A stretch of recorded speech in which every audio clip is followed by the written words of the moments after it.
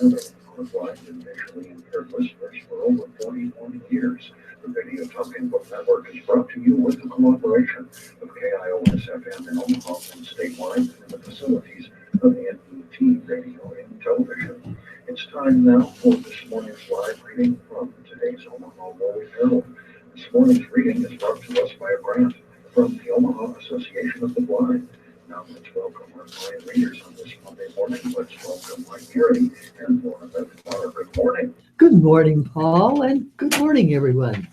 This is Laura Beth Barr reading from the Omaha World Herald. The Bloomberg News has an article in the paper. President Barack Obama said the U.S. won't go back down from strengthening its military alliances and defenses against North Korea until the country shows seriousness toward eliminating nuclear weapons from the Korean Peninsula. Then we will be ready to engage in serious conversations with them to reduce tensions, Obama said Sunday at a press conference with German Chancellor Angela Merkel in Hanover, Germany, the final stop of a three-nation international tour. North Korea would have to do better than announcing via press release that it intends to step back from the nuclear weapons development, he said. North Korea on Saturday test-fired a ballistic missile from a submarine, according to the U.S. Strategic Command headquartered at Offutt Air Force Base south of Bellevue. It wasn't clear how far the missile flew, and the U.S. said it did not pose a threat to North America. The move was the latest in a string of military provocations from the regime of Kim Jong-un and would represent a significant advance in North Korean weapons capability. Mastering the ability to fire missiles from submerged vessels would make it harder for outsiders to detect what North Korea is doing before it launches. Although more often than not they fail in many of these tests, they gain knowledge each time they engage in these tests, Obama said. We take it very seriously, and so do our allies, and so does the entire world.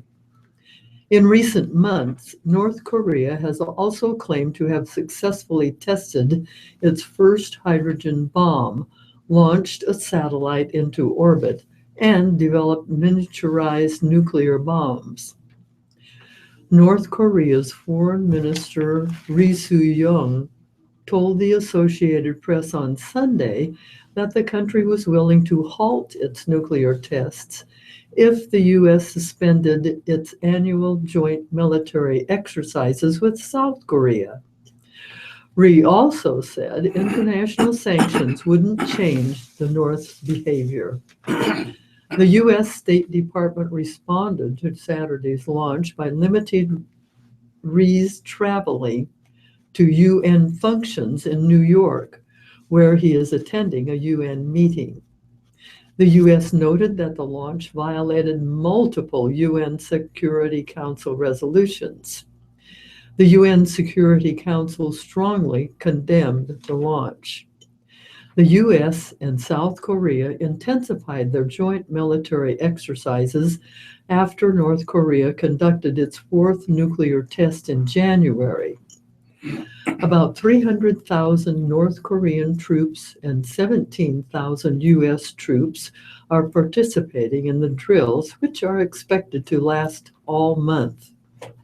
The United Nations also implemented additional sanctions limiting the banking activities of the regime abroad. The U.S. has credited China, which has more financial ties with North Korea, with helping to pass and implement the new penalties. Good morning. This is Mike Garrity, and I'm sharing the World Herald with Laura Beth, and I'm also reading some news from the New York Times online. I'm going to start out with the World Herald, though. I like good news, and I've got several good news stories here. The first one is Roberts uses sign language to swear in lawyers. When a dozen lawyers rose together to be sworn in at the U.S. Supreme Court bar last week, Chief Justice John Roberts made a sweeping motion with his hands. It translated in American Sign Language to, "Your motion is granted." Roberts learned to sign the phrase just for that occasion. That gesture alone made the admittance of 12 deaf or hard of hearing lawyers to the highest court in the land an historic moment. All were members of the Deaf and Hard of Hearing Bar Association. Among them was New York-based Teresa Curtin. We don't think it's so much inspirational as it would be normal, Curtin said. And the second smallish story, judge sentences ex-soldier and spends night in the cell with him. From Fayetteville, North Carolina. North Carolina judge sent a retired Army sergeant to jail for violating probation and then spent the night in the cell with him. Joe Cerna, 41, who suffers from post-traumatic stress disorder after 3 tours in Afghanistan, was sentenced April 12th by Judge Lou Oliveira, a Gulf War veteran.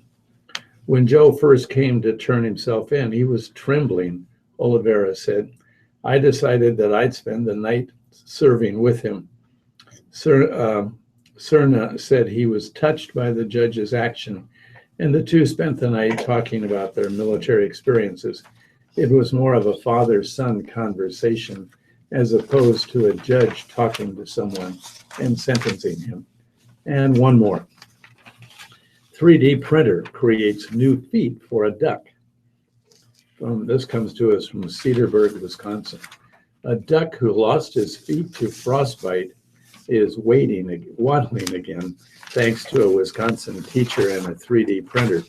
Vicki Rabe Harrison rescued Philip the duck and turned to middle school teacher Jason Jiske in Oshkosh for help. It took his class 6 weeks to get the prosthetic feet just right, and Philip is walking fine again. From Hanover, Germany, President Barack Obama delivered a strong defense of international trade deals Sunday in the face of domestic and foreign opposition, saying it's indisputable that such agreements strengthen the economy and make U.S. businesses more competitive worldwide. Obama is trying to counter public skepticism about a transatlantic trade deal with Europe, while also facing down criticism from the 2016 presidential candidates of a pending Asia-Pacific trade pact. Despite all that, Obama said, the majority of people still favor trade. They still recognize on balance that it's a good idea. It is indisputable that it has made our economy stronger, Obama said. He said he was confident the transatlantic trade deal could be completed this year to be presented for ratification. And he said that once the U.S. presidential primary season is over and politics settle down, the Trans-Pacific Pact can start moving forward. I'm confident we are going to be able to get this done. Obama has a tough sell to make for the trade deal known as TTIP, particularly in Germany. Thousands of people took to the streets in Hanover to protest the trade deal on Saturday, before Obama arrived. Proponents say the deal would boost business at a time of global economic uncertainty. Critics fear the erosion of consumer protection and environmental standards. Negotiators in Washington and Europe are trying to finish key parts of the deal before the end of the year, after which Obama's successor and election campaigns in major European countries could further complicate negotiations. Obama said it was important to conclude negotiations, even though ratification would be unlikely before he leaves the office. But if we have that deal, then the next president can pick that up rapidly and get that done, he told the BBC in an interview broadcast Sunday. At a news conference with German Chancellor Angela Merkel, Obama made a strong show of support for her handling of the huge influx of migrants into Europe, saying she was on the right side of history on this. Obama generally looked to project a united front with a leader he referred to as his trusted partner. Okay, now I'm turning to the computer and to the New York Times. And this also is a story that deals with Obama's visit to Europe. This one is headlined, Britain Grapples with Enduring Questions of Religion and Race. From London, as Britain engages in fierce debates centered on national identity, it is also confronting challenges to traditional norms of political discourse, with issues of race and religion surfacing more overtly and provocatively. The looming referendum on whether to leave the European Union, the place of Muslims in British society at a time when Islamic terrorists are targeting Europe, the broader question of the island nation's openness to immigration, and the Israeli-Palestinian conflict all have recently sparked controversy and heated commentary about discrimination and tolerance. Like most European countries, many of which are facing growing populist movements on the far right, Britain has always grappled with a strain of racial and religious bias, but the political calendar and global events have combined to push the topic to center stage.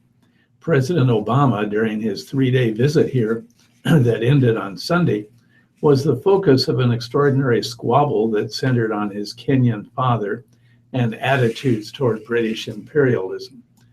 Boris Johnson, the Conservative legislator, Mayor of London, and leader of the campaign against British membership in the European Union, responded to Mr. Obama's robust call for Britain to stay in the bloc with an opinion piece centering around Mr. Obama's removal of a bust of Winston Churchill from the Oval Office. Mr. Johnson suggested that Mr. Obama may have been motivated by the part Kenyan president's ancestral dislike of the British Empire, of which Churchill had been such a fervent defender. That comment provoked furious claims that Mr. Johnson, often mentioned as potential successor to Prime Minister David Cameron, as leader of the Conservatives, was making a smear based on Mr. Obama's race in order to undermine his arguments in favor of Britain remaining in the bloc.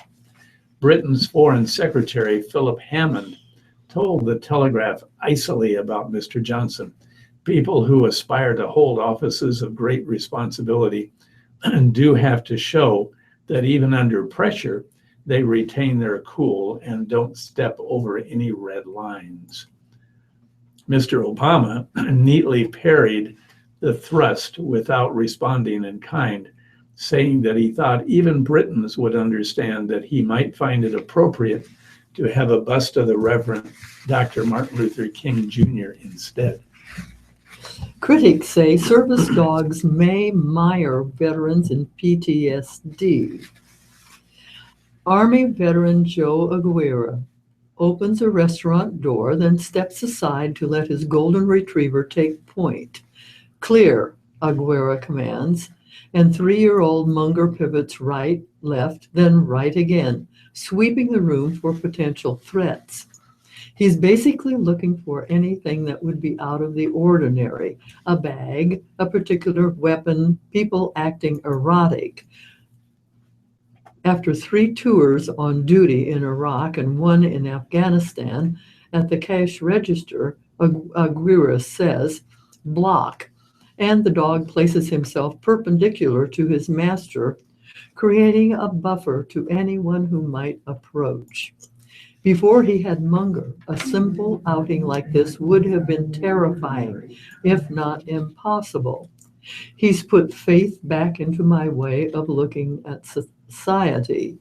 But do the comfort and security of a dog come at the expense of true healing from PTSD? Is Munger merely preventing Aguirre from confronting his demons? Since 2002, the U.S. Department of Veterans Affairs has paid veterinary bills to veterans with guide or service dogs for physical abilities. Now the agency is in the midst of a $12 million study to gauge the efficacy and cost of using dogs to help those who suffer from post-traumatic stress. For years that research has been plagued by problems. Only about 50 dogs have been placed with veterans, and critics question whether the protocol itself is flawed, with the dogs being trained to do things that could reinforce fears. Others worry the animals could become a substitute for the hard work that comes with therapy. You will have the veterans go to more places with the dogs and do more things than they would otherwise do, but they are reliant on the dog, not on their knowledge of whether really they are afraid of a ghost, said Dr. Edna Foa, director of the Center for Treatment and Study of Anxiety at the University of Pennsylvania School of Medicine. More than 350,000 veterans of the Iraq and Afghanistan war have sought help from the VA for PTSD. Yet the agency is authorized to pay only for evidence-based therapies such as cognitive processing and prolonged exposure, which involve having veterans confront and analyze traumatic events. In 2010, Congress permitted the VA to study alternative treatments for PTSD, including the therapeutic use of animals. Olmert is Chief Research Advisor for Warrior Canine Connection, a Maryland-based nonprofit that uses veterans to train service dogs for their fellows. The group's leaders say dogs should be trained to pick up on cues from PTSD sufferers and then provide the appropriate support, such as learning to wake someone up during a nightmare or detecting when a veteran is anxious and interacting in a way that helps calm him. Michael Fallon, the VA's chief veterinary medical officer, defended the training guidelines. They help get veterans out into the community and integrated into public life, he said. One dog trainer agreed, in part. David Cantara heads North Carolina-based Patriot Rovers, which trained Aguirre's dog. He said the blocking command is one of the most vital to his veterans. They startle very quickly, and knowing that they have that dog there, they're not in this constant, hyper-vigilant state. The debate has highlighted an overall lack of standards in the service dog industry. Assistance Dogs International is only now developing its own guidelines for the use of dogs for veterans with PTSD. I honestly feel without Munger in my life right now, I probably wouldn't be alive. The cost of providing these animals, he added, is nickels and dimes compared to the service we've provided to our country. Okay, I've got a story here again from the computer from the New York Times. Obama says movements like Black Lives Matter can't just keep on yelling. This story also comes to us from London.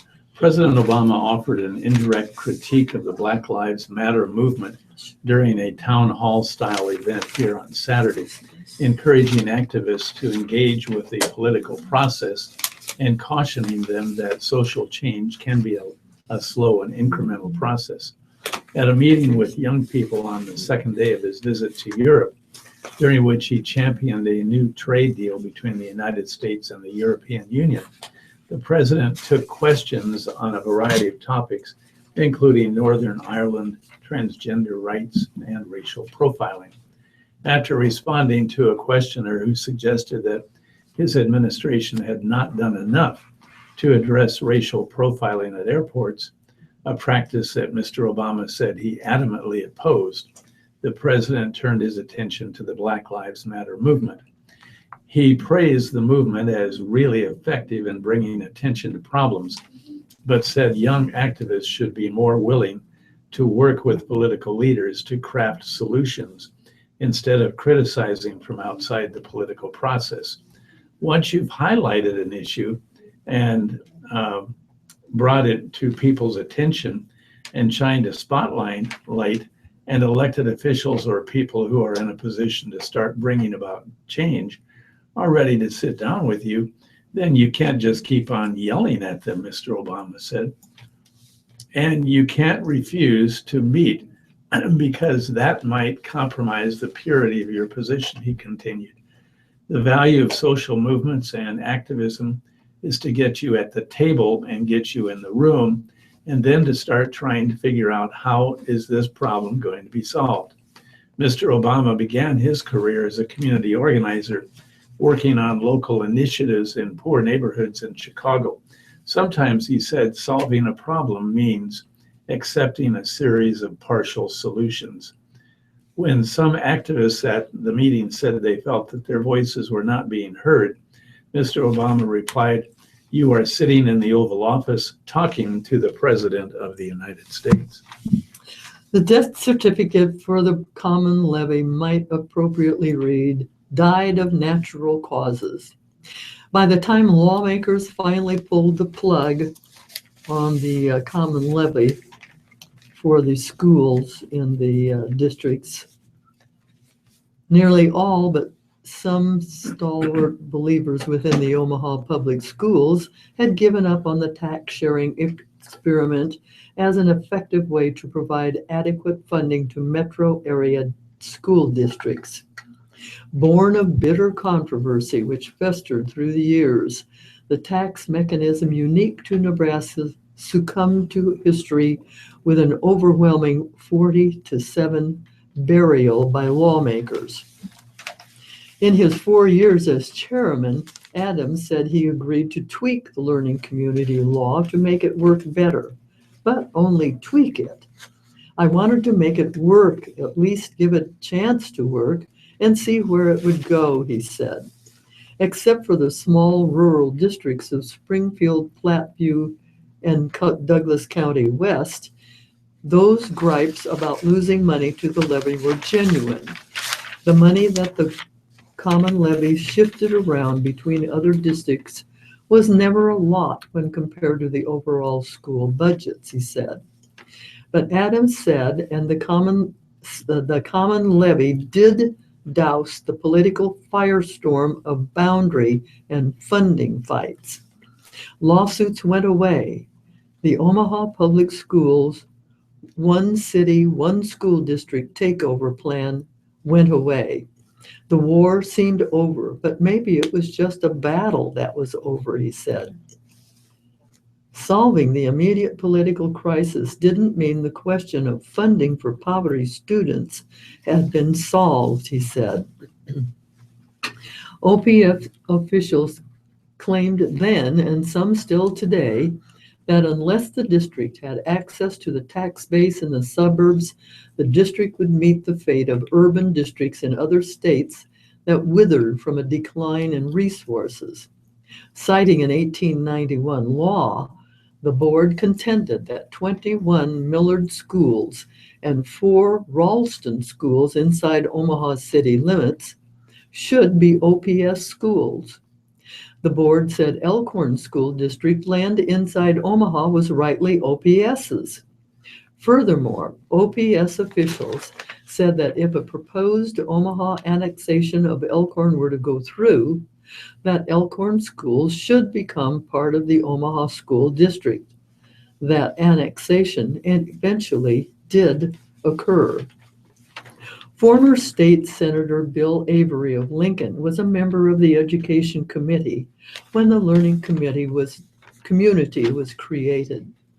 He played a key role in developing a method of voting for Learning Community Council members that maximized the chances of minority representation. Avery said the idea behind the learning community was that everybody is in this together. It's not just an OPS problem. He said he thought it was a very creative instrument for bringing school districts together to deal with the achievement gap. He said that the common levy was always the most controversial part of the concept, and that it became the focus for all the criticism of the learning community. When the levy was developed, lawmakers thought they were creating a mechanism under which revenues would be pooled and redistributed to high poverty districts. When it didn't work that way, at least initially, it made it harder to argue for continuing the levy. Former State Gail Copland of Gretna was the vice chairman of the Education Committee when the Learning Community Bill was passed. He opposed the idea, but helped shape the final legislation. Copland said one of the biggest effects of the learning community legislation was to send a message to the superintendents to stop feuding and work together. He believes that might have happened without the legislation.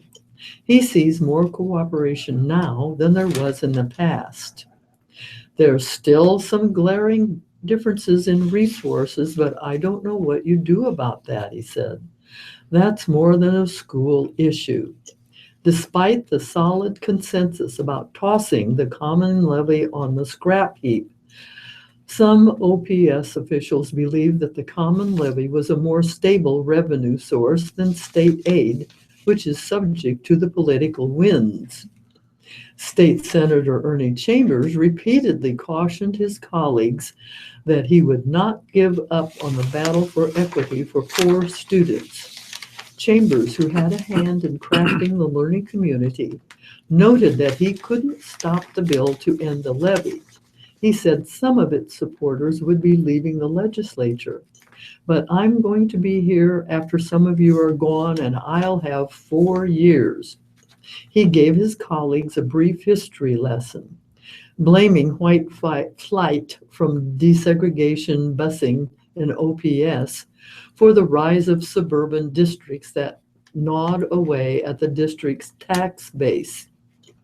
If you take away the common levy, then you take away the only leverage that the learning community has that anybody cares about, he said. Okay, here's a story that's on the front page of the World Herald, and it's headlined, "A Feather in Their Cap." It's not difficult for Channing Reha to make her animal science classes at Bryan High come, well, alive. Instead of teaching an anatomy lesson off a PowerPoint, Reha can have her students actually feel a chicken wing or check a chick for a swollen crop, part of a chicken's digestive tract. There's no better way to learn than to do and touch and feel, she said. That's possible because this year the Urban Agriculture Academy at Bryan High School has a new set of subjects to study, its own flock of 7 chickens. Plenty of schools have used class pets, think gerbils, goldfish, and in Westside, even bearded dragons, to teach kids responsibility and real-world science lessons. Some elementary schools even hatch chicks each spring. But a smaller number of schools in Nebraska and western Iowa are raising livestock, such as rabbits, chickens, pigs, and goats, to illustrate agricultural lessons about reproduction, the life cycle, animal nutrition, and waste management. It's not just about having a nice little project where students see animals and get them water, said Matt Kreifels, the state director of agricultural education. What ag education tends to do in these environments is look at the science behind it. Students are learning nutrition, the components of feed, and why certain feeds are fed during different stages of growth. The chickens are a bona fide hit at Bryant, apparently the only public school in the metro area with livestock. Before Riha's animal science classes start, it's not uncommon for students to run to the new coop to peer inside and check on the chirping chicks. 6 of the 7 chickens are about 5 weeks old and moved out to the coop last week. The oldest of the bunch is a 3-month-old barred Plymouth Rock hen that hatched at Bryan. The rest of the chicks that hatched were male, a no-no according to Bellevue's chicken ordinance, which bars roosters. The school found new homes for them and bought female chicks. Students have their favorites and argue over names. Teachers named the 7 chickens after strong women like Cleopatra, Malala, and Athena. But kids have given them their own monikers, such as Audrey, Shelley, and Guadalupe. They refill their food and water, clean their coop and enclosure, and even bring the chickens into the classroom to socialize. During class last Thursday, Audrey/Guadalupe, her name changes depending on whom you ask, took turns snoozing in the arms of juniors Lorenzo, Carey, and Katrina Whitford. I feel like I've seen a lot of growth in the kids as far as responsibility, Riha said. They know they can't leave their chickens in bad condition. Quote, we put in fresh water and food, and we usually have to clean the chicken poop. Yes, it was poop, not coop, Junior Andrea Gonzalez said. It's pretty gross, Whitford said, but we do have to do it, Gonzalez said. Senior Lindsay Parks cradled her favorite chick, Shelley. Holding the chick's belly up seems to calm them. It's like raising your own child, she said. She knows I'm her mom. We get to watch them from when they're little babies to when they're grown up. It's not your baby, Lindsay, Riha interjected. I'm trying to desensitize them. Riha and a group of Bryan teachers hatched the chicken idea last year. Now in its 4th year, Bryan's Urban Agriculture Academy enrolls 115 students who take classes that include agricultural business and plant science. Students already grow produce and herbs in raised beds on the school grounds and have formed one of the largest FFA chapters in the state. We had the garden, and that's a great plant science tie-in, but we had nothing for animals, Riha said. The school had to get permission for the chickens from Omaha Public Schools and the city of Bellevue, which requires a permit and caps the number of backyard chickens at 7. A donor provided the chicken supplies, and an industrial technology teacher built the hunter green coop, dubbed the Taj Mahal. The coop is surrounded by fencing and kept locked to keep out curious critters and students. This summer, the chickens should start laying eggs, which could be sold at farmers markets or to parents and staff at Bryan eager for farm fresh eggs. While the eggs were incubating, students learned about the developing chicks inside. Now they conduct health checks.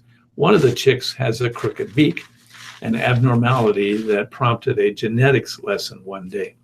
We didn't know anything about chickens until they came to our school, Park said. And now if anybody has a question about them, I feel like I can answer it. An 8-year-old Omaha boy received a lesson in seatbelt safety that he won't soon forget at the 5th annual Healthy Kids Day at Stinson Park in Exarban Village on Sunday. Andrew Johnson rode a crash simulator operated by Trooper James Eastwick of the Nebraska State Patrol and found out how even a low-impact accident can cause injury. It hurted my shoulder, Andrew told his mother, Shannon Johnson of Omaha. Mom said she typically has to remind Andrew and his siblings to buckle up because they think they're invincible. The simulator was one of a variety of safety and health-related activities at the event put on by the YMCA of Greater Omaha, the National Safety Council of Nebraska, and Children's Hospital and Medical Center. The focus of the day is to help kids and their families lead healthy, safe lives. It kind of kicks off our summer, and it's part of a national initiative, said YMCA spokeswoman Angie Frederick. We want the kids to have an active but safe summer. Though overnight rain left the grass at Stinson Park too soggy for Zumba workouts, inflatable bounce houses, or a bike rodeo, about 3,500 kids and their parents had plenty of other activities to keep them busy. Children's Hospital and Medical Center distributed 600 bicycle helmets. The sponsors filled 1,500 bags with t-shirts, water bottles, and other goodies. Scott Kilian, a technician from Trek Bicycle Stores, gave free bike inspections. Kilian paused to sip his coffee during a steady line of customers. I air up the tires, make sure the bolts are tight and the pedals are on correctly. Sometimes the kids need their seats raised or lowered. I just give the bike a good look for anything that could be a problem. Mason Peterson, 7, and his 5-year-old brother Grant watched intently as Kilian made a few adjustments to their bicycles. They were making their first visit to the event after their mother, Carrie Peterson of Omaha, spotted the event on Facebook. Besides getting a bike tune-up, Mason said he liked watching an exhibition by the Omaha Police Department's bomb disposal robot and learning how to crawl underneath smoke in the Offutt Air Force Base Fire Department's House Fire Simulator. I was really glad to get the bicycle helmets, his mother said. My kids have grown out of theirs, and it's nice to know they are protected. That's big for me. Other activities were designed to just let kids be kids. A race by mascots from several local organizations, including a couple of area high schools, elicited loud laughter as the participants stumbled and tumbled their way toward the finish line. Children, mostly young girls, also had their pictures taken with a pair of princesses.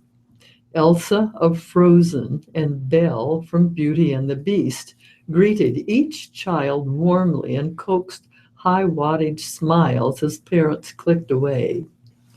Kinsley Kriesman, who is almost 4, appeared more than dazzled to be so near animated royalty that had come to life. Her mother, Diane of Omaha, said they'll be showing off the photos for a long time to come. We'll have to find a special place for them, she said. Okay, here's a feature story in the World Herald. Your trash, their job. Cameron Douglas once opened a trash can on the street to find a pair of dead eyes staring back at him. Ew. They belonged to a deer. That didn't stop him from jumping, though. It scared the hell out of me, he said, laughing, checking his side mirror to make sure his helper is securely on the garbage truck before taking off. After 3 years as a driver for waste management, Douglas might be expected to have seen and smelled a lot. But even at the crack of dawn, a smile or a laugh is never far from his lips. To coincide with a hiring fair for drivers that was held Saturday, Waste Management allowed a reporter and photographer to accompany Douglas on his route Friday to get a behind-the-scenes look at the local trash collecting process. The first trash hauling crew takes off about 5:45 a.m., but Douglas and his helper, Abra Valdazzi, are the third shift to go. After a quick safety meeting at 6:30 with fellow Waste Management drivers, the easygoing 23-year-old Douglas heads out to a dark green rear-loading truck, white letters spelling Deffenbaugh on the side. Waste Management acquired Deffenbaugh in 2014.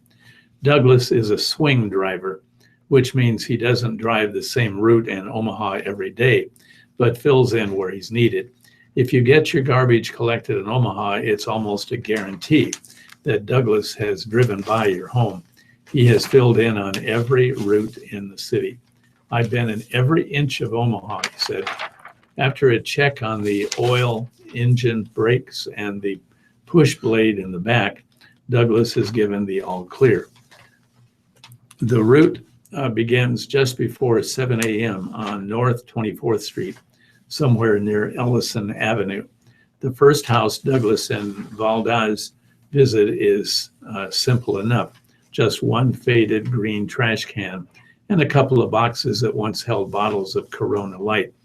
A few houses down, and Valdez, 30, has to shake a trash can extra hard. A pillow is stuffed in the bottom. Both men wear yellow safety vests, boots, and headlamps. It's chilly this morning, so Valdez wears a hoodie. Douglas is in a t-shirt. Valdez's primary role is to put waste into the truck, but if there are more than 3 cans, Douglas hops out of the driver's seat to help. Down the street, an elderly woman comes out of her house, calling out to the 2 men to hold on. She has a plastic bag of old Chinese food she wants to add to the truck. When Valdez spills some leaves from a yard waste bag on the street, Douglas gets out to help him clean them up. Part of their training is to not leave anything behind. At 7:20 a.m., a driver behind the truck honks his horn. Douglas isn't sure if it's directed at him, but laughs it off anyway. Don't ask Douglas if he enjoys his work. He does. People are like, "You like your job?" "Man, I love my job." People will throw away anything. In West Omaha, Douglas said he has come across old Sony PlayStations, desktop computers, and laptops. Some houses tell a clear story.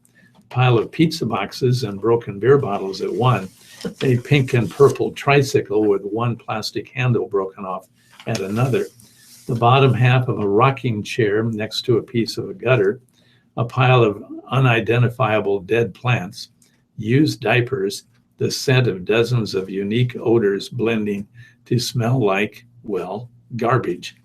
Once Valdez saw a missile sitting next to a trash can. He was hesitant, ready to call someone. When the owner came out, it was a World War II replica, all clear. By 7:30 a.m., the truck has hit a few dozen houses. By day's end, some 8 to 10 hours after departing, this one truck will have stopped at 600 to 700 homes and taken 2 trips to the landfill. The truck can legally carry 8 tons of waste per load. In 2015, waste management crews collected more than 155,000 tons of curbside recycling, trash, and yard waste. The work can be grueling. Douglas said his longest day has been 13 hours. Heavy rainfall, such as the downpour Omaha got last Wednesday, makes the trash that much heavier. Snow also complicates the process. Douglas says he'll take 100-degree weather over snow any day. His work doesn't go unappreciated, however. Douglas's three-year-old son, also named Cameron, loves the trucks. He loves the fact his daddy drives a truck. By 8 a.m., Douglas and Valdez have lost the extra weight of a reporter and photographer. Their day is just getting started. Maybe I'll start with the obituary. Probably a better. So, the obituary in the Omaha World Herald. Adams, Marcine J. Adams, 82.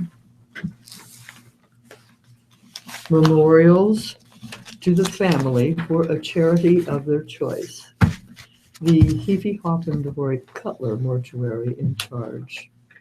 Arenas, Bridget D. Arenas, 64. A complete notice will come later from the Corisko Larkin Staskowitz Funeral Home. Bergstrom, Frank W. Bergstrom, 85, a veteran. The Heaphy Hoppendorf Cutler Mortuary in charge. Bramer, John Vincent Bramer, a veteran of the Army. He served in Korea. Memorials to St. Luke United Methodist Church, Teen Center, or Wycliffe Bible Translators. The Bellevue Memorial Chapel of Fifi Hoffman Dvorak Cutler in charge. Clark, Teresa May Perrick Clark, 77. Memorials are suggested to St. Bernard Parish or St. Vincent de Paul Society. The John A. Gentleman Mortuary and Crematory in charge. Foreman, Rose Foreman, 90. Memorials to Alzheimer's Association, St. Thomas More Church, or Catholic Charities. The Corisco Larkin Staskowitz Funeral Home in charge. Hoxie, Junior Lee Hoxie, 89, a veteran. The Fifi Hoffman Dvorak Cutler Mortuary in charge. Coons, Joan E. Coons, 92. For memorials, the family prefers masses. The Fifi Hoffman Dvorak Cutler Mortuary in charge. Leisure, Roger Lee Leisure, 82. And there have been no services planned. The Good Shepherd Funeral Home in charge. Long, Margaret M. Peggy Long, 88. Memorials can be directed to the St. Pius X Endowment Fund or Community Alliance. The Bremen Mortuary, 72nd Street Chapel in charge. Mathiakis, Gus Nick Mathiakis, 88, a U.S. Navy veteran. The West Lawn Hillcrest Funeral Home in charge. McCormick, Lance M. McCormick, 18. The Forest Lawn Funeral Home and Cemetery in charge. McGill, the Honorable Michael McGill, 76, a veteran. The Fifi Hoffman Dvorak Cutler Mortuary in charge.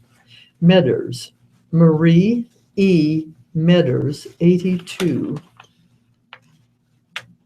In lieu of flowers, please send donations in her name to the Omaha, Nebraska Humane Society. Metzler, Adam Wayne Metzler, 33. Memorials may be directed to the family. Fifi Hoffman Dvorak Cutler in charge.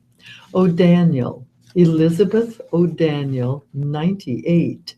A complete notice will come later from Fifi Hoffman Dvorak Cutler. Patton, Susan Jean Patton, 60. The West Lawn Hillcrest Funeral Home in charge. Perry, Darlene Marie Perry, 74. The Good Shepherd Funeral Home in charge. Pospisil, James Lee Pospisil, 73. The Vinton Street Chapel of Fifi Hoffman Dvorak Cutler in charge. Ryder, Sandy Robick Ryder, 76.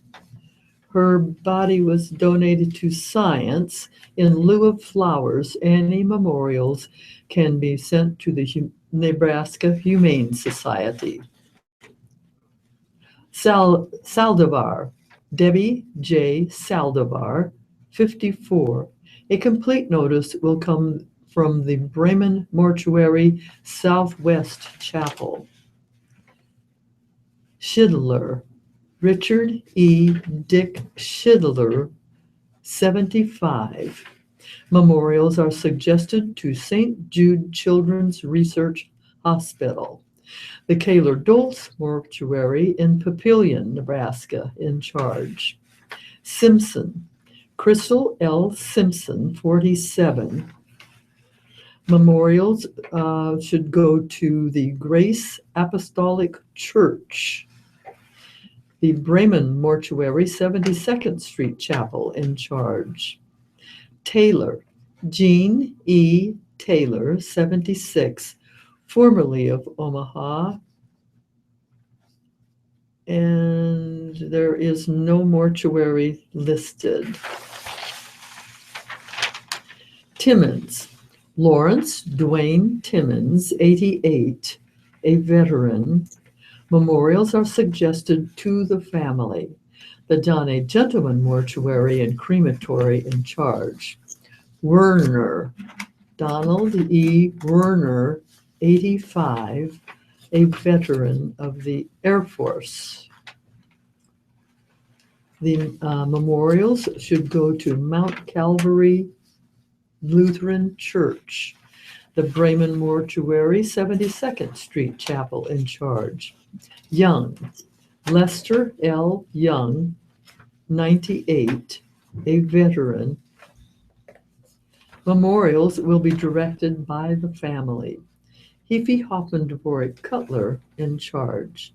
And the last notice in the World Herald is Young, Nina Carolyn Carol Nee Kirkpatrick Young, 91, of Blair, Nebraska. The Campbell Amon Funeral Home in Blair, Nebraska in charge. And I'm reading the obituary announcements from the Lincoln Journal-Star. Anderson, Stuart E. Anderson, 64, of Lincoln, Army veteran. Memorial service 11 a.m. Tuesday at Sheridan Lutheran Church. Memorials to Sheridan Lutheran Church. Backpack program. Roper and Sons handling arrangements. Burke, Roger Allen Burke, age 74. And Friday, April 29th, there will be a visitation and viewing from 10 to 11 a.m., followed by a graveside service at 11 a.m. at Lincoln Memorial Funeral Home and Cemetery in Lincoln, Nebraska. By James Jim D. By, age 53, of Lincoln. Memorial service will be held at 10:30 a.m. Tuesday, April 26th at Christ Place Church in Lincoln. Memorials to the Jim By Memorial Fund, Pompano Beach, Florida, and Wyuka Funeral Home handling arrangements. Earl, Richard Dick Earl, 95, of Lincoln. Funeral service at 11 a.m. Tuesday, April 26th at Metcalf Funeral Chapel. Memorials to Lincoln Northeast Kiwanis Foundation. Metcalf Funeral Services handling the arrangements. Fisher, Carl Fisher, 92 years of age. Friedrich, Paul J. Tony Friedrich, 93 years of age. Army Air Corps veteran in World War II. Memorials may be directed to the Wounded Warriors Project or a charity of your choice. Celebration of life is to be planned. Lensing Funeral handling arrangements. Fisher, Doris May Fisher, 89, of Lincoln. Memorial Mass of Christian burial at 11 a.m. Tuesday at the Cathedral of the Risen Christ in Lincoln. Memorials to Cedars Home for Children, Matt Talbot Kitchen, Capital Humane Society, or Teammates, and Boothera's Macer and Love Funeral Home handling the arrangements. Gaussman, Karen Fouts Gaussman, Loveland, Colorado.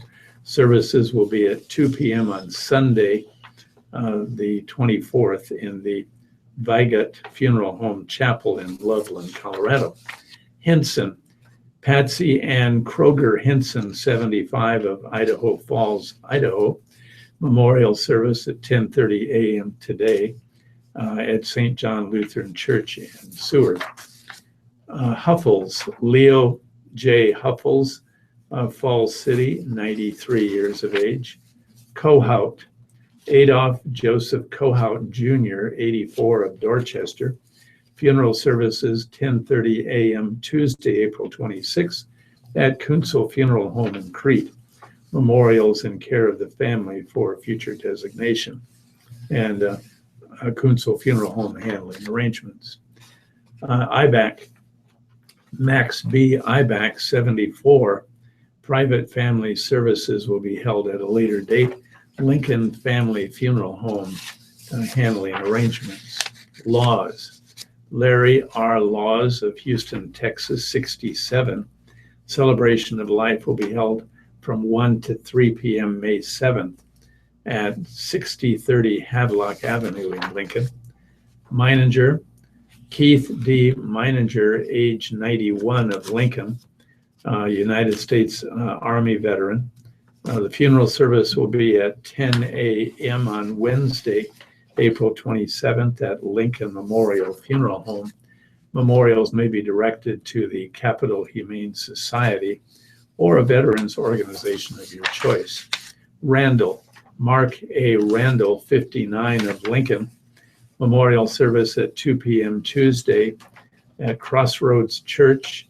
Memorials to Mark's granddaughter's education fund. Roper and Sons handling the arrangements. Royal, Dorothy A. Pfeiffer Royal, 87, of Syracuse. Funeral mass at 10:30 a.m. Tuesday, April 26th at St. Paulinus Catholic Church in Syracuse. Fusselman Allen Harvey Funeral Home handling arrangements. Memorials to the family's choice. Schlegel, Edna Ellen Schlegel, 93, of Shickley. Services 10:30 a.m. Monday, Salem Mennonite Church in rural Shickley. Memorials to the family for later designation. Farmer and Sons Funeral Home handling arrangements. Schoen, Marvin John Schoen, 92, of Fairbury. Funeral services will be at 10:30 a.m. Wednesday, April 27th at Grace Lutheran Church in Fairbury. Memorials to Grace Lutheran Church in lieu of flowers and Williams Funeral Home in Superior handling arrangements. Shropshire, Helen Marie Shropshire of Plattsmouth, 85 years of age. Siefker, that's Siefker, Nancy Ellen Grief Schiffker, 76, of Lincoln. A celebration of life will be held at noon on Tuesday, 4/26, at Roper and Sons. Memorials to the family for a future designation. Roper and Sons handling arrangements. Squires, Clifford L. Squires, 89 years of age. Stubblefield, Charles F. Stubblefield, 93 years of age. World War II veteran. Let's see, celebration of life from 6 to 8 p.m. Thursday, April 28th at Falls Reception Hall. Memorials to Habitat for Humanity or the Center for People in Need. Funeral home assisting is Aspen Cremation Service in Lincoln. Svoboda, Melvin Joe Svoboda, age 90, of Lincoln. Navy veteran during World War II. A memorial service will be held at 11 a.m. on Thursday, April 28th at East Ridge Presbyterian Church. Memorials may be directed to East Ridge Presbyterian Church, Nebraska Czechs of Lincoln, or Lincoln Lodge number 426. Tripp, Bobby Jean Tripp, 81. A celebration of life will be held from 5 to 10 p.m. on Friday, April 29th at Bob's Business, Tripp NT, 8830 Nebraska 108th Street, Kansas City, Missouri. Veal, Marge Veal, that's Viehl, 84, of Lincoln. Funeral worship service will be held at 11 a.m. Friday at Christ Lutheran Church in Lincoln. And memorials may be sent to Christ Lutheran Church in Lincoln, Nebraska, to be used for prison ministries of Tabitha Hospice in Lincoln, Nebraska. And the final obituary announcement today in the Lincoln Journal-Star is Young, Lester L. Young of Omaha. Graveside service with military honors at 1:30 p.m. Tuesday.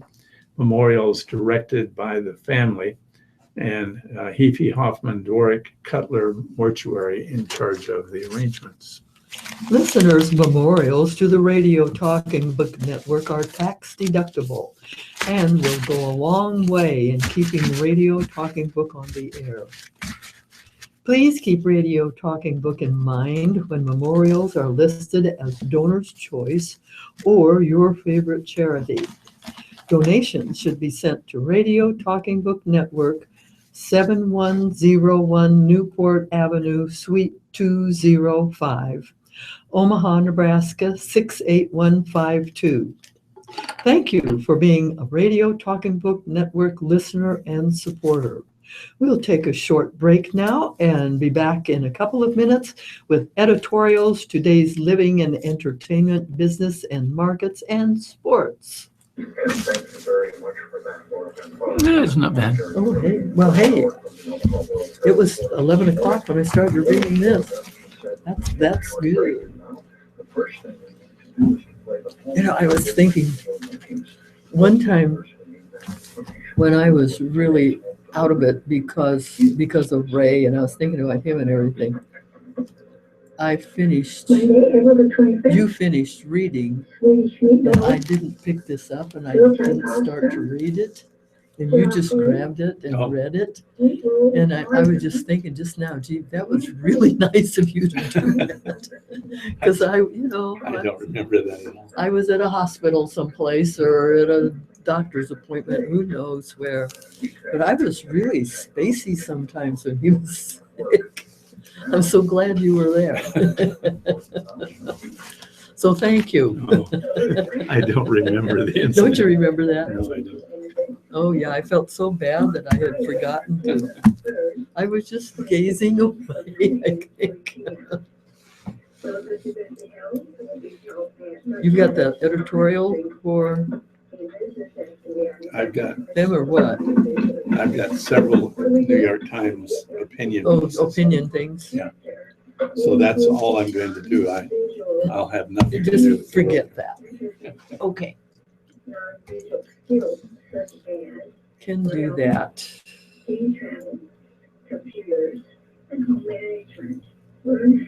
So maybe I'll sneak out and get a glass of water. That would be good. People who use these skills every day. Anyone would like to participate in this event, please register before May the 7th. There is no charge for participation. Lunches will be provided. In order to register, visit www. I don't know if you look at us on the What? if you look at us on the screen, we're kind of in stop action. Oh, yeah. It isn't just a smooth kind of thing. It's kind of weird. We would like to invite everybody to come out and to participate in this fun-filled day of learning. It's cold. If you're dealing with vision loss or blindness, you'll want to join Howell, Nebraska for the 2016 Visually Impaired Community Resource Fair. Join us Saturday, April 30th from 9 to 2 of West. Did you see it? Oh, you saw the cartoon this morning, didn't you? I like it. I was going to ask someone if that means anything. You know, What, the details? yeah, what she has. Probably Does that not. mean anything? Probably not. But then maybe it's Einstein's theory that that thing that nobody can figure out or Theory of something. relativity. Yeah. Ooh, it's me. It is. The facilities of radio and television. Now let's return to our readers for the second hour of reading from this morning's Omaha World Herald. Let's welcome back now Laura Beth Barr and Mike Garrity. Thank you, Paul. I'll read the editorial on the opinion page of the World Herald. The elected governing body for the University of Nebraska system is the Board of Regents. This May, a primary election is set for the open seat for District 6, which covers a portion of central Nebraska that includes the Kearney area. The incumbent, Kent Schroeder, is stepping down. The regents decide key matters, including the NU budget, tuition rates, hiring of top administrators, and approval of new programs. NU and the public are best served by regents who display vision, practical mindedness, emphasis on fiscal discipline, a solid understanding of key issues, a commitment to transparency, and the ability to work constructively. Among the three contenders in District 6, we found Mary George and Paul Kennedy to be particularly strong in these regards. George, a longtime business owner who also has worked in the agribusiness sector, was articulate and well-informed in talking about NU issues. She ably described the ingredients for success and efficiency in working on complicated issues in board situations. George emphasized the importance of strong fiscal management to keep NU affordable for students. She spoke at length about NU's importance on training a skilled workforce for the state's economy and about the need to help NU facilities and research laboratories up to date. Kenny is an agribusinessman, farmer, and rancher. He chairs the Nebraska Ethanol Board and has served on a local school board for 16 years. He comes from a family of teachers. Kenny showed balance, practical thinking in analyzing NU issues. He emphasized the importance of sound physical management, long-term planning, and effective strategies to help first-generation college students. He was well-spoken in describing NU's development of research niches, such as the Water for Food Institute. In the District 6 contest for the NU Board of Regents, Mary George and Paul Kennedy are strong candidates deserving of support. Okay, for opinion pieces, I'm turning to the computer and to the New York Times. And the first one I have is headlined, "Only Congress Can Rescue Puerto Rico." Puerto Rico is beset by problems. Its government is straining under a mountain of debt. The economy is deteriorating and the Zika virus is spreading. Only Congress has the power to help, but it is not moving fast enough. It has been clear for months that the federal government needs to give Puerto Rico a way to restructure its $72 billion debt and impose a financial control board to oversee decisions by local lawmakers. But the effort to pass legislation is facing stiff opposition from some House Republicans who have bought into false arguments made by hedge funds and other investors that this would amount to a federal bailout or that it could open the door to bankruptcy filings by state governments. Puerto Rico, which has already defaulted on some of its debt, does not have the money to make big bond payments that are coming due in May and July. The island's government is so short of cash that it has delayed more than $2 billion in payments to vendors and delayed tax refunds to individuals. Public hospitals have closed floors and are rationing medicine at a time when health experts fear a surge in Zika infections that can cause birth defects. Some Republicans, including the House Speaker, Paul Ryan, are supporting a bill called the Puerto Rico Oversight, Management, and Economic Stability Act that would authorize a financial control board and allow Puerto Rico to restructure its debt. But that legislation has big flaws that need to be fixed in negotiations with Democratic lawmakers and the Obama administration. For example, the House bill would require 5 of the 7 members of the Financial Control Board to allow Puerto Rico to restructure its debt and then give a minority of creditors the ability to block a restructuring plan. These provisions could greatly delay a resolution to the island's financial problems. The bill would also attempt exempt the island from federal minimum wage and overtime regulations. which it has to abide by now. In addition to denying Puerto Ricans labor protections that apply to all Americans, these provisions would encourage more people to leave to find work on the mainland. In 2014, net migration from Puerto Rico to the States was 64,000, up from 26,000 in 2010.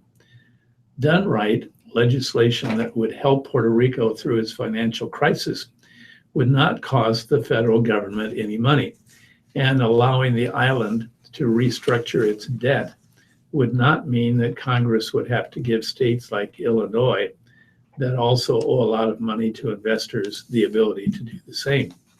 If Congress does not act now, Puerto Rico's financial crisis could drag on for years. The island's government would have to cut more public services, and more of the island's 3.5 million people would seek a better life on the mainland, which would further reduce tax revenue. It is hard to see how this downward spiral would help anyone. A letter from Loan Cruz of Omaha. Cheers to the legislature for overriding Governor Pete Ricketts' veto of the bill that allows our immigrant kids to get professional licenses. A win for DACA youth, a loss for Ricketts in the April 21st World Herald. Nebraskans raised them, educated them, taught them in Sunday school, led them in Little League, etc. This is their home. Dishonest language has influenced the way we think about them. They have never been illegal. They are not criminals. Thank you to the senators who saw clearly through all the fog to let our kids participate in our workforce. And a letter from Christina Woodward of Omaha. As a young recent college graduate, I would be easy to pass by. However, when I met Republican U.S. House candidate Don Bacon, he seemed genuinely interested in meeting me. Bacon did not remind me of the politicians I had met before. Upon researching him, I found a leader with ideas to strengthen our country and the experience to back it up. Bacon commanded troops all over the world during his 29 years in the Air Force and graduated from the National War College. He would clearly be an asset in Congress while we're facing the Islamic State and other terror threats. He is not afraid to take a stance that may be unpopular and has made it very clear that he does not support amnesty for illegal immigrants. We need a strong leader in Washington who is willing to fight for the legislation we Nebraskans want and against that which we don't. As a retired brigadier general, Don Bacon will be that leader. I thank Bacon for his military service and for his willingness to continue serve Nebraska and our country in Congress. Okay, and I have another opinion piece from from the New York Times. This one is headlined, Fighting Back for Their Gunned Down Children, from Newtown, Connecticut. As mass shootings scar the nation, it's understandable that victims' grief-stricken families often withdraw from sight, engulfed in relentless grief. But not Mark Barden and Nicole Hockley, two parents who lost young sons in the grisly massacre in 2012, in which 20 school children and 6 educators were murdered at Sandy Hook Elementary School. Rather than retreating, the two parents and the families of 8 other victims are pursuing a difficult lawsuit against the maker of the assault rifle used in the attack. They contend that a weapon with military killing power has been marketed recklessly to civilians, winding up in the hands of dangerous individuals. In addition to filing the suit, Ms. Hockley and Mr. Barden have struck back at the gun crisis by creating an unusual nonprofit social safety organization called Sandy Hook Promise to educate students, parents, and community leaders nationwide about the early warning signs that potentially violent people often exhibit. The organization has given rise to school programs in most of the 50 states with a staff of 15, including field workers plus hundreds of volunteers. The determination of these parents to get to the heart of the gun problem, the easy availability of military-style weapons, and the psychologically damaged people who use them contrasts sharply with the timidity of politicians who dare not challenge the gun lobby. The lawsuit faces a difficult hurdle, an extraordinary immunity from suits that Congress gave the gun industry in 2005. It was a shocking favor extended to no other industry, not autos, drugs, or airlines. Even so, a judge this month allowed the suit to advance in state court with a trial date set for 2018. This opens up a discovery process, the rarest of chances to inquire into the industry's marketing stratagems that the plaintiffs' lawyers are eager to pursue. We never expected to get there, admits Mr. Barden, who is careful to note a long and unpredictable fight ahead. The gun maker Bushmaster Firearms International insists the industry's immunity shield will eventually strike down the lawsuit. The families argue that a narrow negligence exception embedded in the 2005 law gives them standing to sue. Their motive beyond damages is to establish accountability for the industry for its part in the gun scourge. None of this can erase the hard fact that Ms. Hockley's 6-year-old son, Dylan, and Mr. Barden's 7-year-old son, Daniel, lost their lives in this woodsy suburb in a 5-minute, 154-bullet burst of gunfire. The loss haunts the parents even when they sense some heartening progress in court or in speaking to school children who pay attention. The elation is fleeting, says Mr. Barden. We quickly realize we didn't fix our situation, that our precious little boys are still gone. All the more reason, he says, to labor at sparing other families the same pain. Now that spring is in the air, nature's green is coming out, and so are the noise vandals, specifically motorcycle riders who don't have mufflers on their machines. There is no place in the city where you can escape the belch of the Harley or the drag race whine of someone going from 0 to 80 between stoplights. I'd be tilting at windmills if I thought society could ever silence these machines.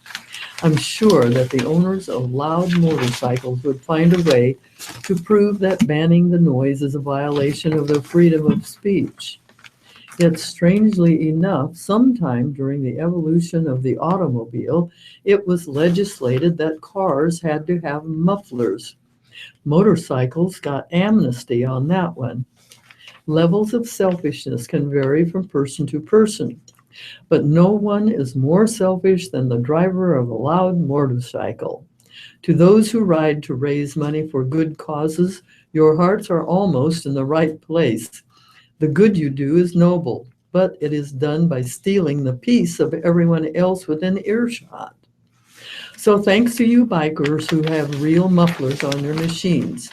Drive up and down my street anytime and I'll wave hello. And that's from Don Wells Jr. of Omaha. And a short letter from the Reverend Val J. Peter of Omaha. Judge Michael McGill, who died Wednesday, was a towering figure. On May 18, 2004, when he was Boys Town General Counsel, he wrote Archbishop Eldon Curtis the following: I further counsel you that you need to be more conciliatory. Your actions unilaterally fractured this historic relationship, and it can be restored.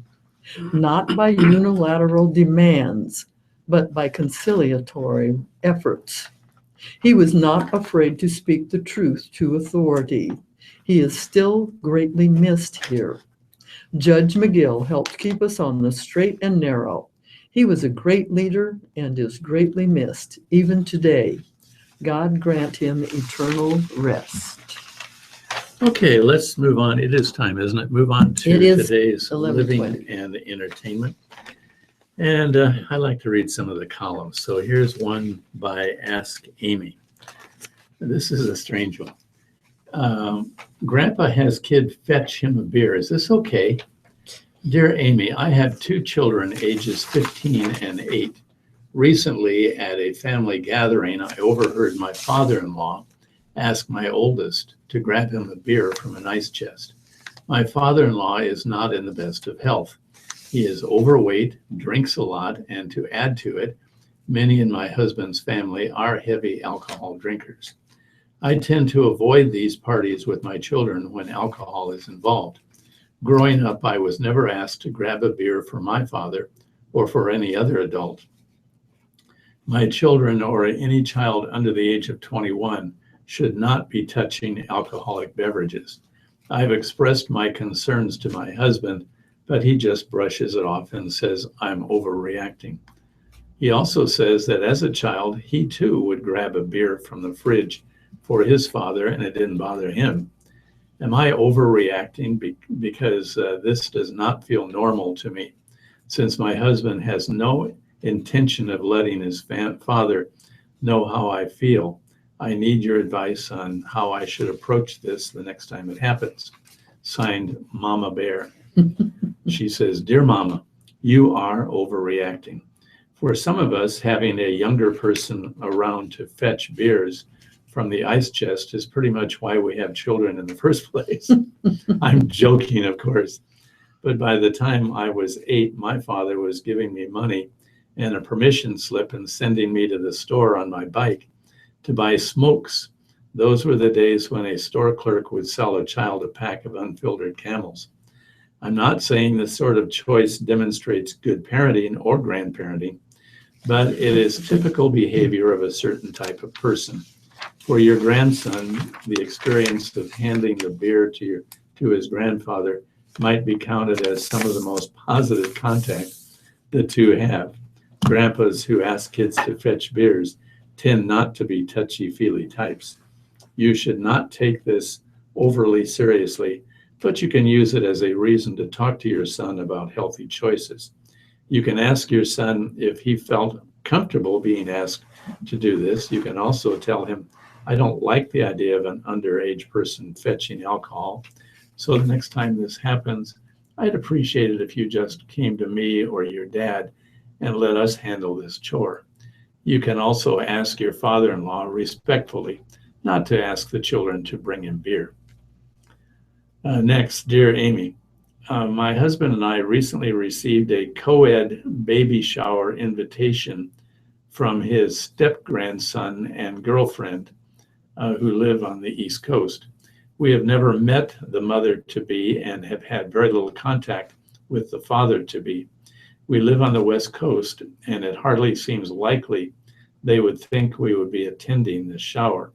I have attended and hosted a few showers, and inviting out-of-town guests was not given any thought, unless it was perhaps a close relative who lived within easy driving distance. Is it standard procedure these days to shower every living relative with invitations? Signed, Lost in LA. Dear Lost in LA, showers have become bigger and bolder events than they used to be, and co-ed showers are increasingly common. But what strikes me is your unkind reaction to this invitation.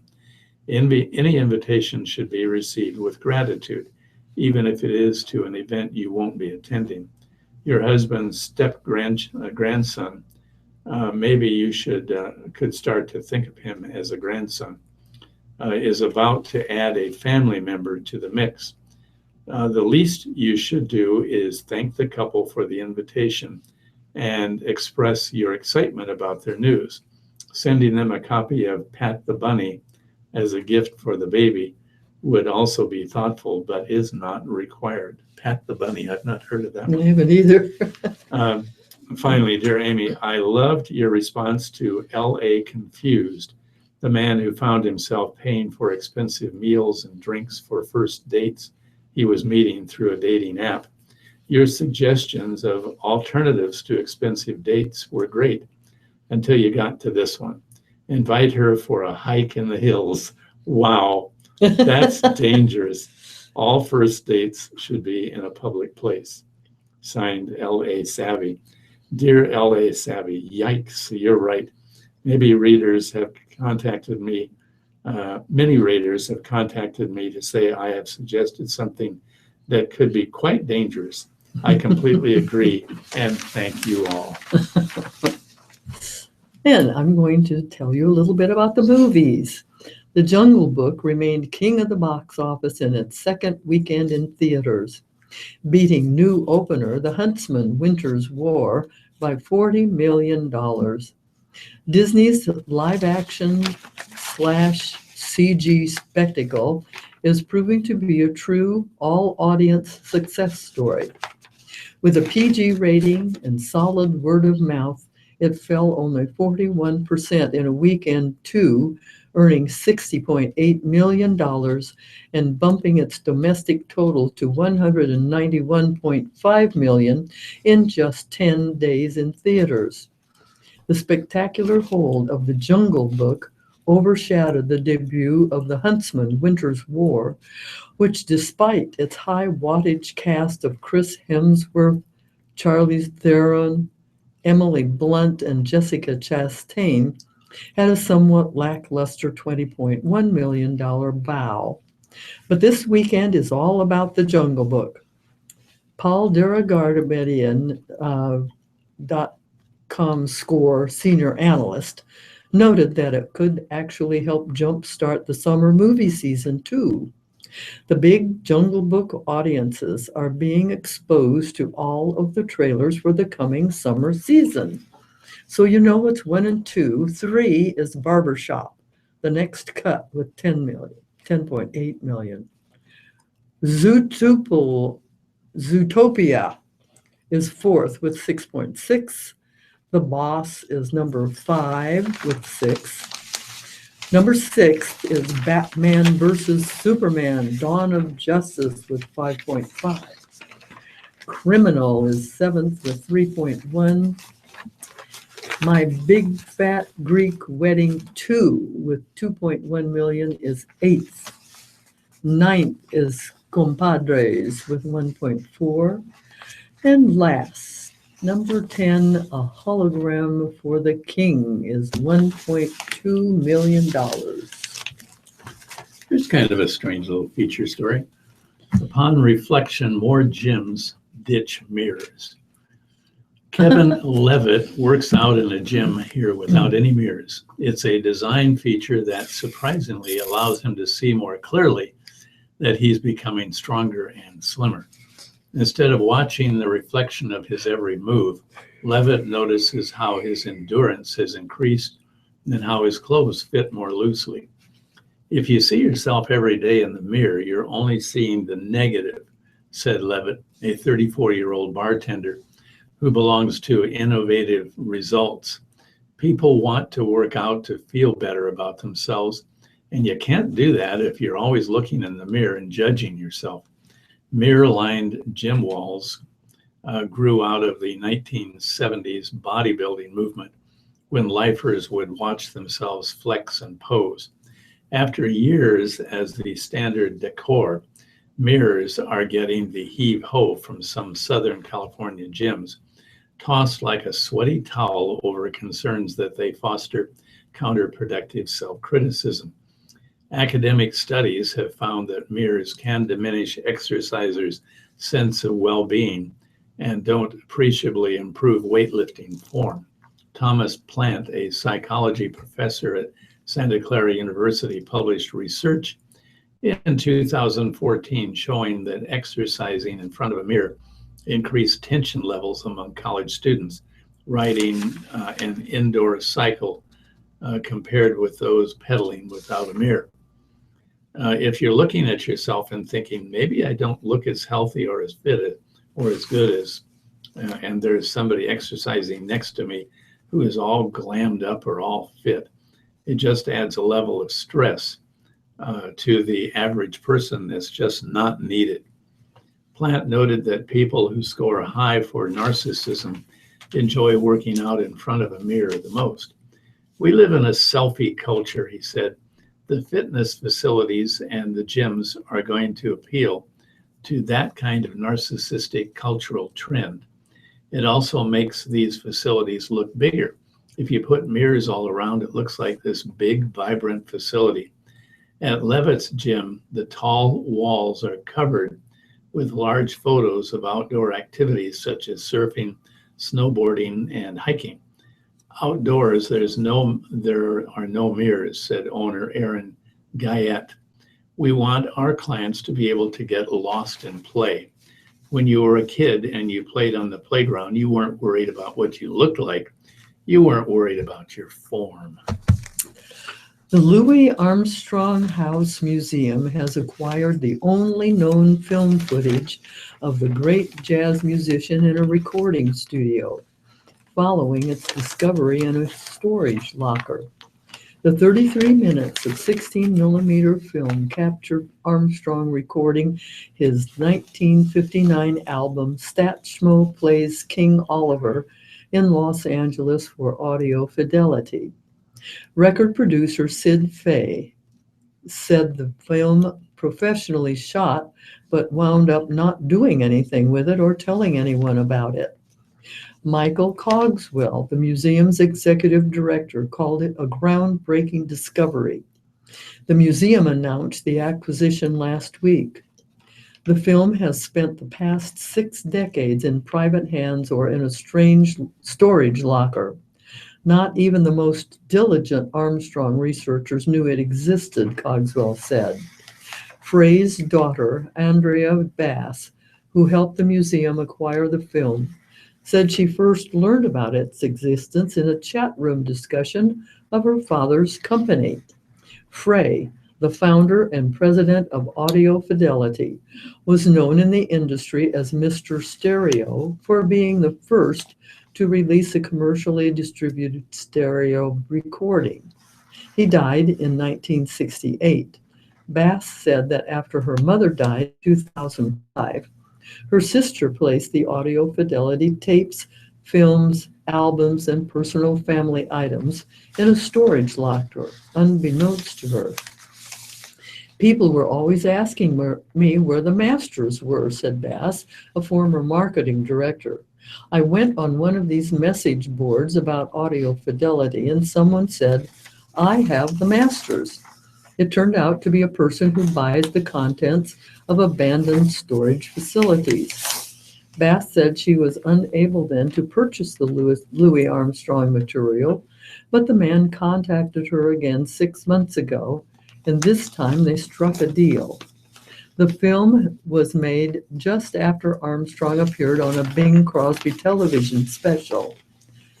It shows a relaxed Armstrong in a short-sleeved plaid shirt and shorts, blowing his trumpet and singing with his All-Stars band. He looks healthy despite a heart attack a few months earlier. The film opens with 2 complete takes of I Ain't Got Nobody. After the first attempt, Armstrong signals for one more, and then approval winks at his bandmates after the second, master, take. Much of the film focuses on Armstrong and the All-Stars working out a routine for I Ain't Gonna Give Nobody None of My Jelly Roll. Armstrong didn't have sheet music for the song, so he improvised each take with a new vocal made up of a mixture of dazzling scat singing, the museum said. The film ends with a complete take of Jelly Roll Blues, a tribute to jazz composer Jelly Roll Morton. Capturing Louis in the act of recording is a unique and welcome discovery, augmenting what we know about his artistry in an invaluable manner, proving that he was a leader in the true musical sense of the word, said Dan Morgenstern, the former longtime director of the Institute of Jazz Studies at Rutgers University.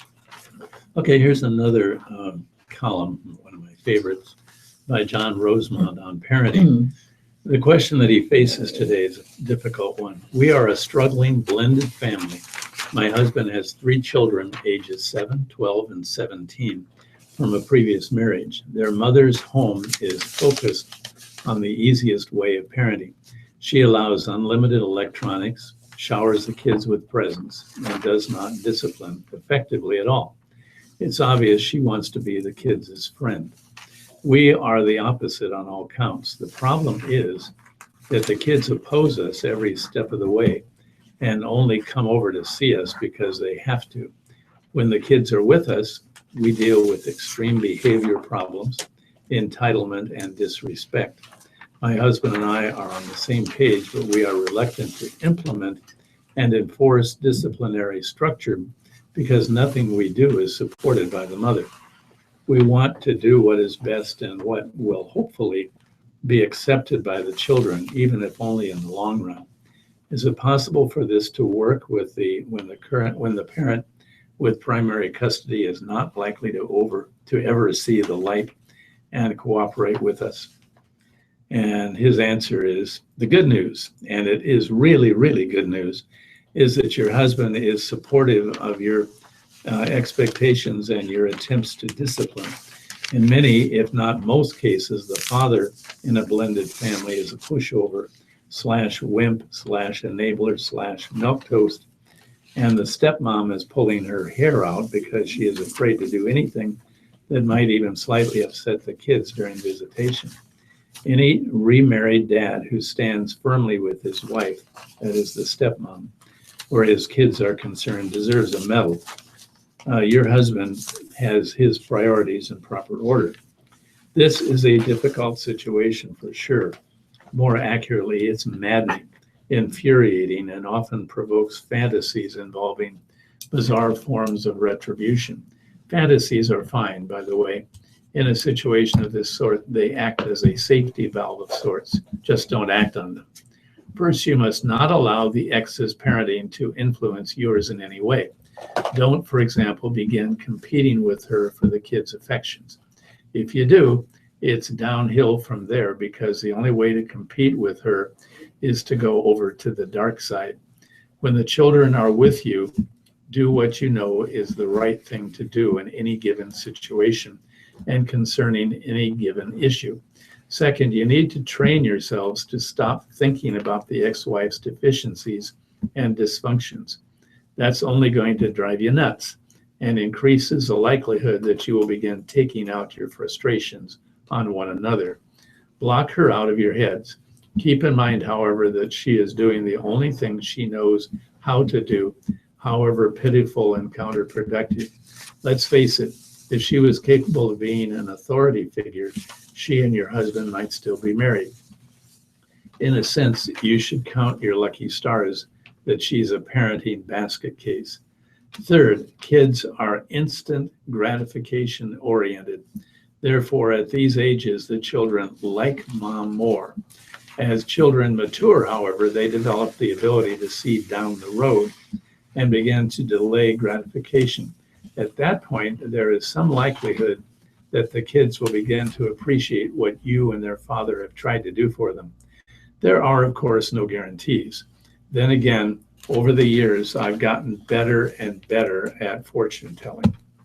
MTV is trying to put the music back in music television.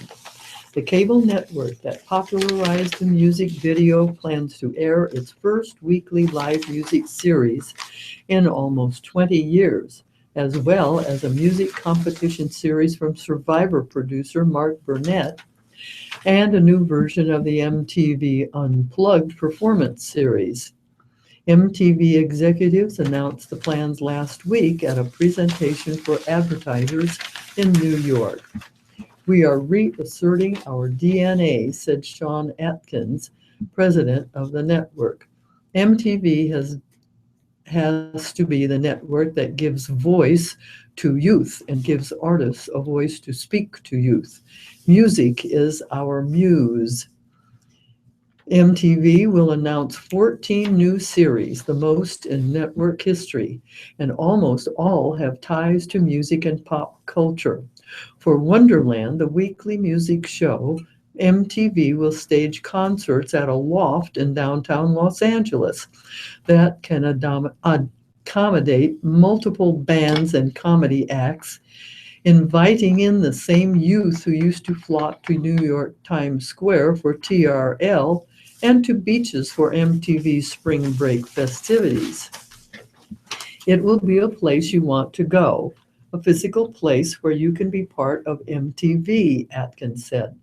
No one wants TRL again, but they want to know how we recapture the spirit of an event people want to attend.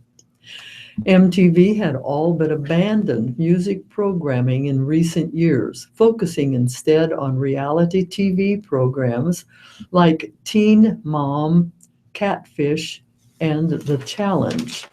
Reality shows are still a big part of the channel's lineup, and MTV said it has ordered new reality series such as Stranded with $1,000,000, in which 10 people must survive on an island for 40 days, with $1,000,000 among them, and the Almost Impossible game show, a riff on a UK competition series. Even many of these reality shows will take their inspiration from music and pop culture, such as Going Off, a series set in the studio of an accomplished choreographer. MTV is also developing a drama show with singer John Legend about a couple of white rappers in New York, while Pitbull will executive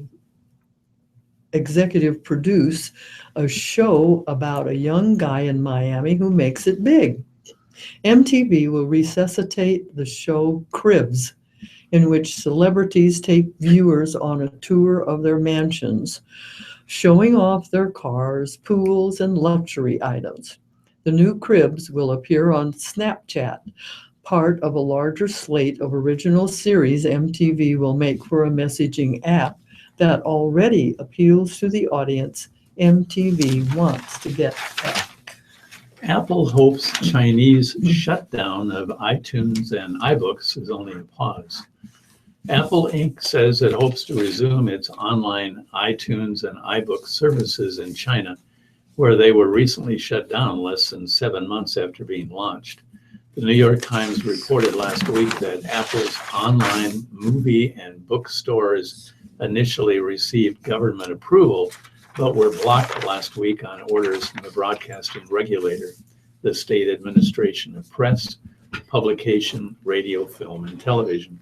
Apple said in an email statement that it hoped the services could resume as soon as possible, but offered no details about the shutdown. The Chinese broadcasting regulator has been stretching its authority to online content, which is also regulated by other government agencies and ministries. Calls to the administration's media office rang unanswered. China is Apple's second largest market after the US and a key driver of its sales growth. Stylish stores selling Apple products are now a feature of almost all major cities. In February, the tech giant launched its smartphone-based payment system, Apple Pay, in China, making it the fifth country where the service is offered. Chinese regulators, meanwhile, have been cracking down on a range of online content, blocking popular overseas news, entertainment, and social media platforms such as Facebook and Twitter. That's partly to maintain the ruling Communist Party's strict control over media, but also to provide space for Chinese competitors such as search engine Baidu, microblogging site Weibo, and messaging app Wixen. China is also eager to promote homegrown phone makers such as Huawei and Xiaomi. Foreign equipment suppliers such as IBM and Cisco have seen a decline in sales here because of increased competition from local brands.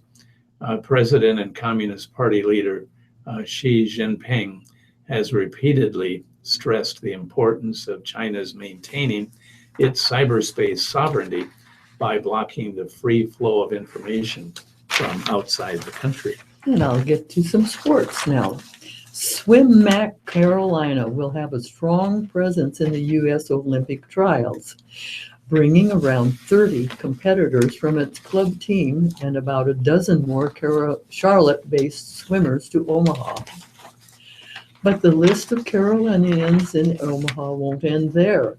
Swim Mac coach David Marsh said his club will also bring 47 non-qualifiers, mostly in the 12 to 14-year-old range, who will attend 4 days of competition at the CenturyLink Center. The non-qualifiers will be there not just for support, but to experience the most competitive swim meet in the world. We make a very intentional effort to create ignition at that age group, Marsh said. If you ever talk to an Olympian, especially in swimming, they remember their first Olympic trials, and they didn't necessarily make that trials. If they're in the bleachers and they see what a transformative event that the Olympic trials is, you're hoping that moves their soul towards a desire into the future. That's what Omaha is about. It's the same reason a nearly 4-year-old photo still appears on the main page of the Loveland Swim Club website, picturing the large Colorado contingent outside the CenturyLink Center during the 2012 trials. The photo includes 4 swimmers who qualified for the first time in 2016, driven at least in part by that previous visit. We always call it paving the way, Loveland coach Jim Nickel said. I think it's a big thing in life if you think something is attainable. You saw teammates do it and you know it's possible. So Loveland is ready to bring about 150 non-qualifiers in 2016 and a total of traveling party of 245 that will watch from the same section during the first day of the trials that run June 26 to July 3rd. It was so well received after 2012 that we literally doubled the total that's going to be in the stands, Nichols said. As the trials inch closer to selling out, the record ticket sales and total attendance will be helped by a wide-eyed and hopeful kids from across the country. There will be a lot of Swim Mac pride, said March, also coach for the 2016 U.S. Olympic women's team. We'll have a few make the Olympic team, and we want them to make it feel like their teammates are making the team. The non-qualifiers will swim at the Kerm YMCA in Council Bluffs between the trials morning and the night sessions. They also will get a behind-the-scenes tour one day and take part in a Mutual of Omaha breakout clinic with Josh Davis on another, and maybe visit the Henry Dorley Zoo the Saturday before the 8-day meet starts. But watching the Olympic qualifying is the most important. They get to cheer on their team. It's motivation for youngsters to see what it's all about, what they're aspiring to do. The Woodlands swim team will have 60 swimmers in the crowd on the first and second days of the event, along with 10 qualifiers it will bring to Omaha. Coach Tim Bauer of the Houston Area Club said he made the decision to bring non-qualifiers after talking to Nickel after the 2012 trials. Jim did it 4 years ago and said it was awesome, and said he got a great response from his swimmers' parents. We just put out to any kid in our program that wanted to go that meant qualifying times for the meet in Lincoln, so they would have a little bit of a purpose. Marsh said Swim Mac set certain qualifying times and certain attendance requirements that non-qualifiers had to meet to make the trip, so they've earned being here. The swimmers helped with clinics and other fundraisers to defray some of the cost for their families. Around Omaha, the extra visitors add to an estimated 29,000 hotel rooms already booked in conjunction with the trials. That figure was around 23,500 in 2012. And only a small amount of tickets remain for the final session July 3rd, making a complete sellout possible after 3 sessions sold out in 2012. Nichols said the Loveland crew was so loud when one of their teammates came out for a preliminary heat in 2012 that the swimmer just about froze. 5 of the club's 7 qualifiers will swim at least once before the Loveland Caravan returns home. And at least a few of the youngsters will have plenty to think about on a long drive after what they witness. It's an awesome thing, Nichols said. Okay, the Major League Baseball season is off to a good start. That is, unless you happen to be a Yankees fan. But here are the standings in both the American League and the National League.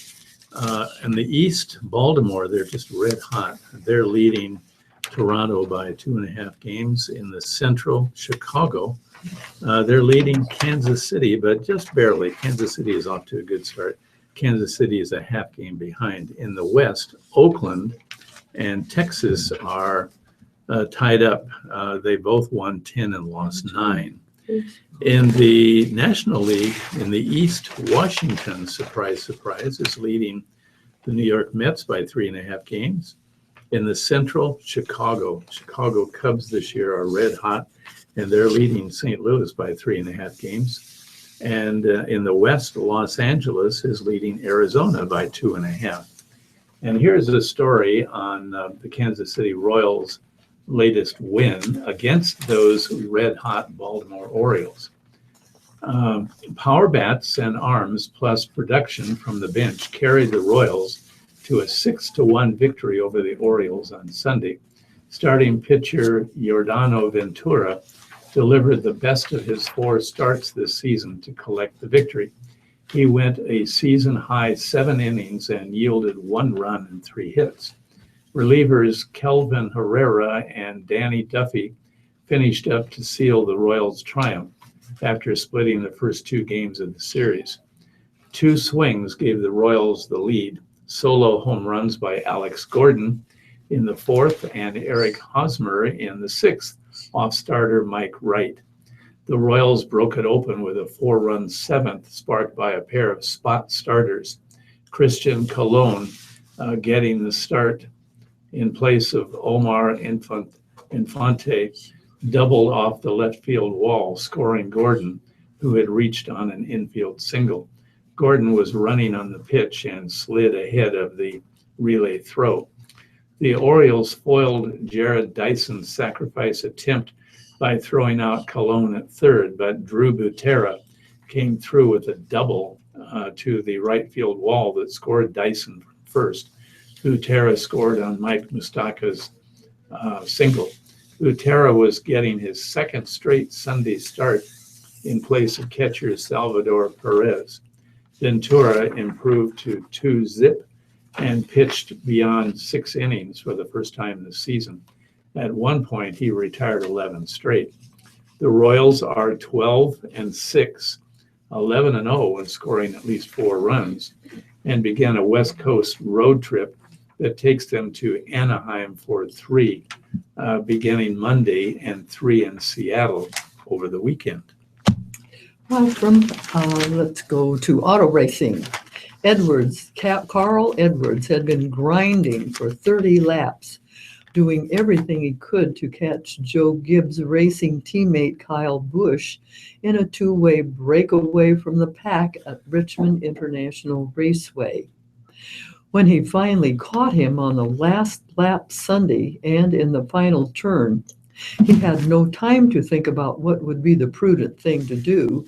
Instead, Edwards focused on the reason they are racing, to win. Edwards bumped his sometimes volatile teammate off his racing line in the last turn and passed him to win his 2nd consecutive NASCAR Sprint Cup Series race, and the 4th in a row for the Gibbs Racing stable.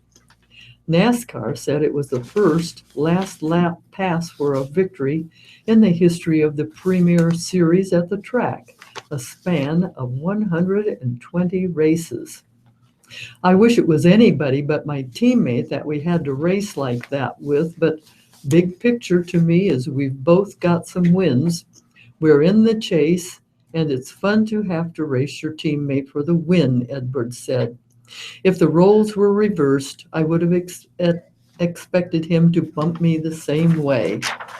Edwards, who had fallen nearly 1.5 seconds behind after a restart with 36 laps to go, gradually ran him down, catching him on the final lap. Then he slipped underneath Busch, a master blocker in a late race situation, and nudged him just enough to allow Edwards to get inside him for his second consecutive victory. It was also the fourth in a row for the Gibbs stable and fifth in 9 races. Jimmy Johnson finished third, followed by Hendrick Motorsports teammate Casey Hahn and pole sitter Kevin Harvick. Gibbs placed all 4 of its drivers in the top 7 with Denny Hamlin 6th and Matt Kenseth 7th. In other events at Birmingham, Alabama, Simon Pegula led most of the way and overcame late contact with Graham Rahal to win Sunday for his second straight IndyCar victory. Brittany Force raced to her second Top Fuel victory of the season Sunday at the NHRA 4-wide Nationals in Concord, North Carolina, becoming the first female driver to win the unique event. Force held off the 2-time defending race winner Anton Brown, along with Doug Kalita and Clay Millican. At Max Dragway, Force powered her dragster to a final round performance of 3.764 seconds at 319.98 miles per hour, while defending season champion Brown finished second at 3.799 at 316.75 miles per hour. I mentioned a little earlier that the New York Yankees were off to a nasty start this year, and they received some really bad news over the weekend. Sandy Acevedo, an infielder in their minor league system, who was set to begin his professional career this season, was killed in a car crash. He was 18 years old. The team said Acevedo died Saturday night in the Dominican Republic. A moment of silence was held for him at Yankee Stadium before Sunday's game against the Tampa Bay Rays, and a picture of Acevedo batting was shown on the giant video screen in center field. Acevedo signed with the Yankees as an international free agent last July and was scheduled to make his pro debut this year in the rookie-level Gulf Coast League. He was born in the Dominican Republic and lived in Santo Domingo. And here's an unusual story. Documents that baseball historians have called the Magna Carta of the game have sold at auction for nearly $3.3 million. SCP Auctions said the 1857 papers called The Laws of Baseball sold early Sunday to an anonymous buyer after more than 2 weeks of bidding. The auction house had predicted prior to the auction's April 7th start that they could sell for more than $1 million. The anonymous seller hadn't realized the value of the papers he purchased in Texas for $12,000 in 1999. It was only when the auction house appraised them that their significance became clear.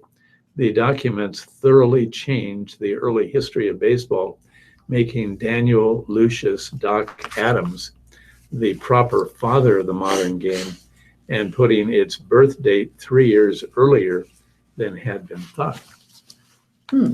I have a minute's worth of short news. thing here. Isaiah Thomas's preschool sons, James and Jaden, did their best to sit quietly during his post-game press conference Sunday before the elder Tyke leaned over the microphone and said, "My daddy is the best basketball player." That's really cute. That's a good ending. Right Yeah, there. I see. It's 12 o'clock. Time for us to say have a wonderful week. And please join us again next week. My daddy's the best basketball player. That's nice.